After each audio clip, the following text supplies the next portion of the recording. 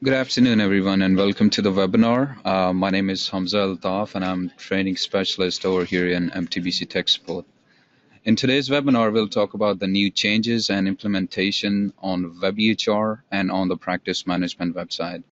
It'll be a 30-minute session. If you guys have any questions, feel free to write them down in the comment box at the end of the session.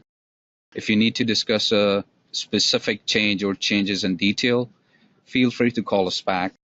Callback information and the email address will also be displayed at the end of this session. Without any further ado, let's start our webinar. First of all, we will discuss the changes on WebEHR.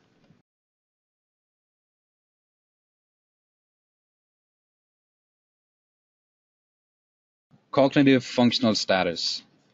Now, the doctors who are creating charts on WebEHR would be very familiar with this option. It's under patient medical history. The working of cognitive functional status has been a little bit simplified. In case of normal status, now you don't need to fill in all the fields. All you need to do is check normal and hit save, and the information will be saved in the system. The next change we have, it's the immunization print. That's on WebEHR as well. Print option was not available in the immunization section. This feature has been provided now. You can print one immunization or multiple at the same time by checking the boxes right there. Office messages, filter and flag messages. Now, the flag option was not available before in the messages section. Very limited filter options were available, to be honest. Now it has been improved, and now you would be able to filter communications and transcription messages as well. As you see in this drop-down, communications and transcription has been added.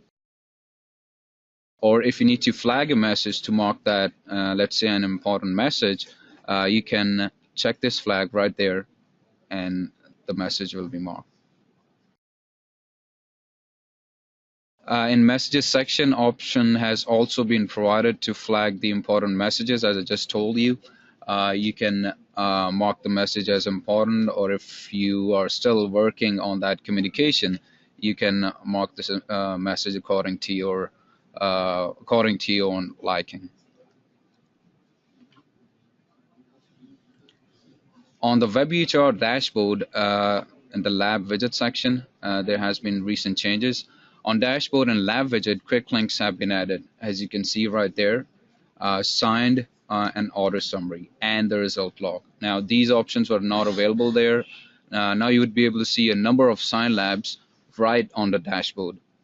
Further, you can go to the order summary and result log right from the dashboard as well. Documents color, another option, another change on WebEHR. You can set the documents type color default from the EHR settings.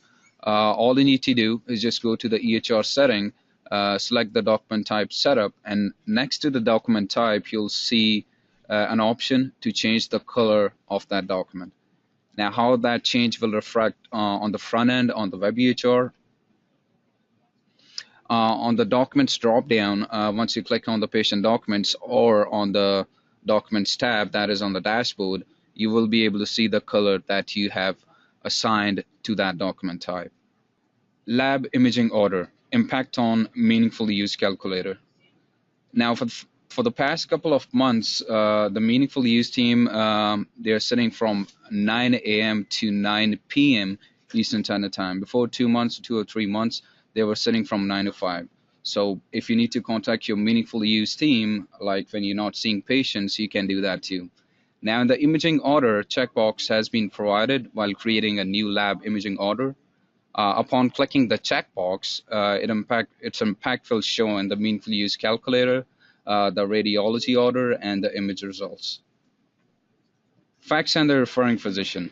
Now, on clicking on fax option in the chart print view, the referring physician would be automatically populated in the referring physician field. Now, before, what was happening, even if the referring physician was added in the patient on the patient demographics page, even though once you click on fax, still you would have to search the referring physician. Now, if the referring physician is already saved in the patient demographics and you click on fax, that referring physician and his contact details will populate automatically. As you see, if the referring physician is saved in the referring physician field, you would be able to fax a chart to that referring physician right away without having to select or search that referring physician one more time. This is how you will see that on the print view once you click on the fax option. Evaluation and management visit. Now, evaluation and management visit is available now. Based on the level of clinical data entered in patient chart, this widget will guide you for appropriate level of CPT code that you need to bill. Now, this is not enough detail for this widget. For this widget, we will have a separate webinar, and the details would be provided to you beforehand, before its commencement. This is how the E&M visit will look like.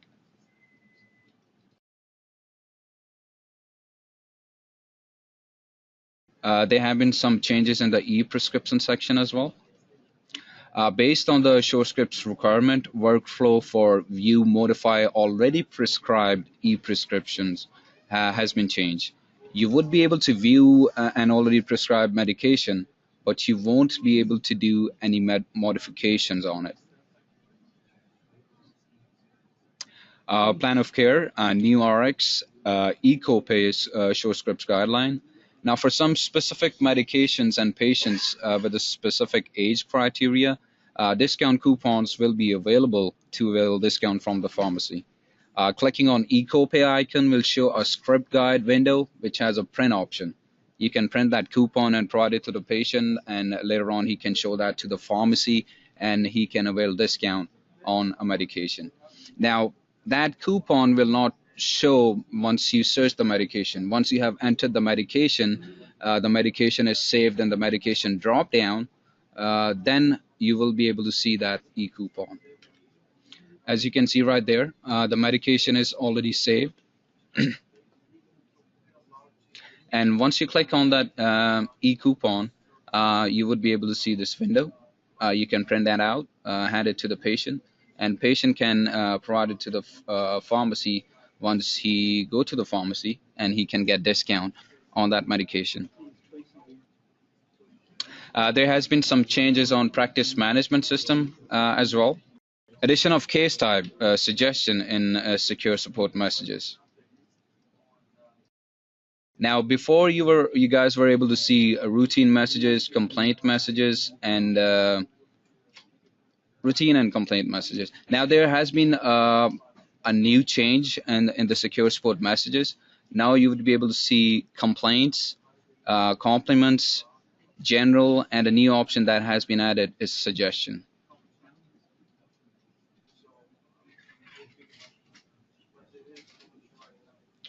Report for proof of timely filing of claims. For non-WebEHR practices, an option has been provided which will enable the user to view the claim filing details. Now, as you can see at the bottom, you can see the submission proof. As soon as you click on it, you'll see this form, which will show the submission proof for that claim. A filter has been added for active and inactive patients in patient demographics report. For non-WebEHR practices, an option has been provided to filter active or inactive patients, and that is on the demographics report on the practice management website. As you can see, if you click on patient status, you'll see three different options for all, active, inactive, and diseased. So you would be able to filter out patients on the basis of if they are active, inactive, or diseased patients. Option to mark email IDs as missing in patient demographics. Now, on the practice management website, majority of the patients, they are elders or don't have access to internet or computers, which was affecting the performance rating. For all those patients, the user will check the box don't have email address, which means patient has no email address. So now it will not show the count of emails on the PHR stats, and it will not affect your performance rating. Change will also be reflected in patient's email and in the PHR report, as you can see right there.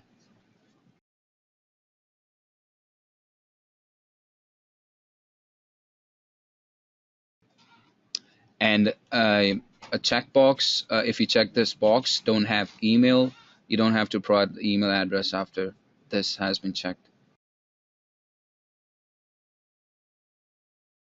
Patient statement summary report, a new change. A new report has been added to show the history of number of statements sent to patients on a specific date of service. You would be able to search the statements that you have sent to patient on different date of services. You have an option for time frame as well. I mean, if you don't want to check month to date, or if you want to select a specific date, you can do that too from the time frame drop down.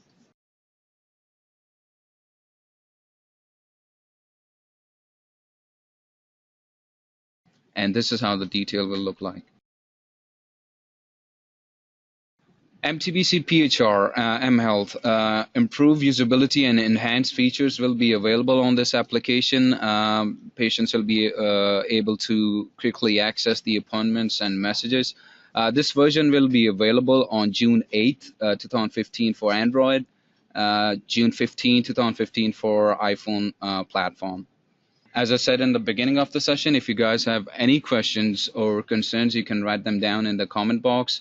If a specific change or changes need more details, I mean, if you need to call tech support to discuss those changes in detail, you can always call us at 732-873-5133, extension 102. Or you can send us an email as well at info@mtbc.com. That will be all for today's training session. Thank you guys for listening to this webinar, and I hope you have a good day ahead. Thanks. Bye-bye now.